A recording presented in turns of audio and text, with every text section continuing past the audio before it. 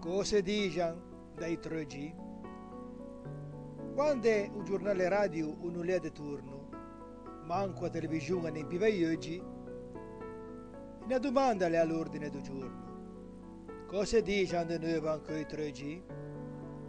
A fonte più importante delle notizie, accurriva con l'egua da lavare.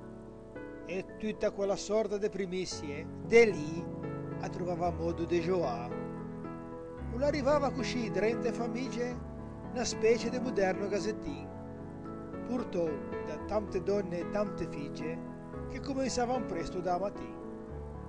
Alle così descritte a brevi tratti una storia ancora recente e esascordata, fatta di cose serie e anche di ceti e di tanta fatica da scipare. Di miei belli ricordi che sono stati in tenace o profumo da bucare.